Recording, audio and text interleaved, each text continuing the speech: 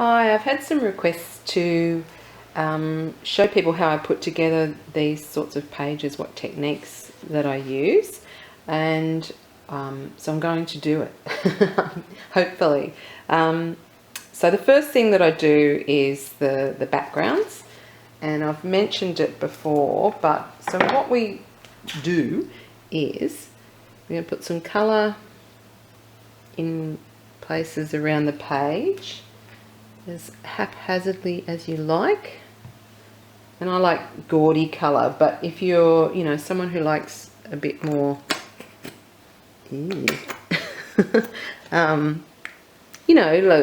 less gaudy colour, the combinations are up to you. I might even just hit the camera, that's not good. And I'll put a bit of, this is just gesso I'm using. And yeah, I use a mixture of El Cheapo paints from the bargain store as well as better paints.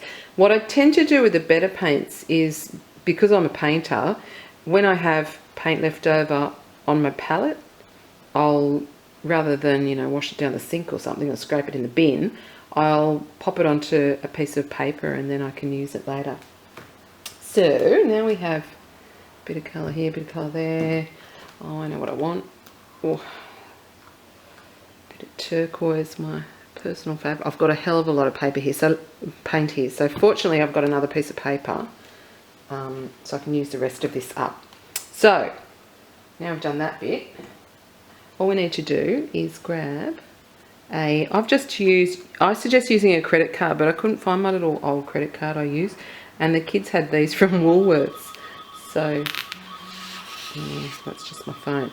So as you can see, when you start to blend, so that first one, here I'll do a clean side. So the first one, if you want to keep the colours really separate, you can do it like that. Isn't it magic?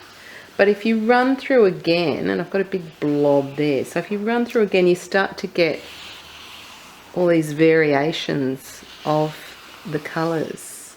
Ooh, it's so pretty. Yeah, so it's up to you, sort of.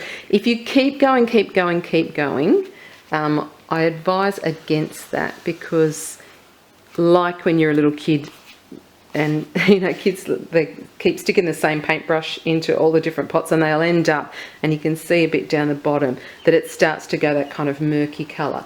But there's definitely benefits to blending a bit. Okay, so I'll do another page, give you an idea. Again, I've just blobbed colour around, any colour choice, up to you. And I might leave this one a bit separate rather than keeping on working it, so you get an idea of the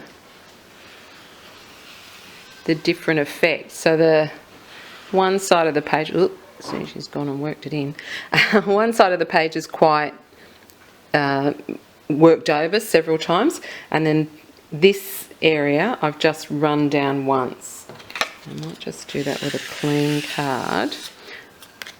You've got 4 sides on your card, so you can keep turning them to get a clean edge. And see that cheaper paint, that's how you can tell cheaper paints and more expensive ones. They've got less pigment, basically, the cheaper ones. And see how, even though it's a really vibrant pink, it's gone quite translucent. I mean, you can get expensive translucent paints, but that's another story.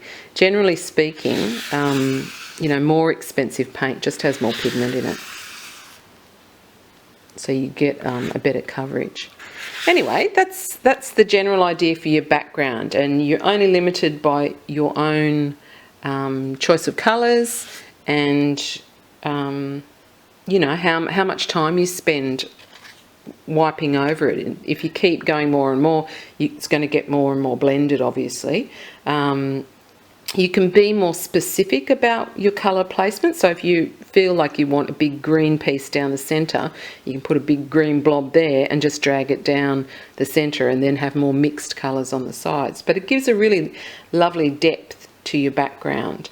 And these pieces also will be used subsequently on other backgrounds, if you know what I mean. So you can cut these pieces up and paste them onto other backgrounds, so you can get some lovely contrasts.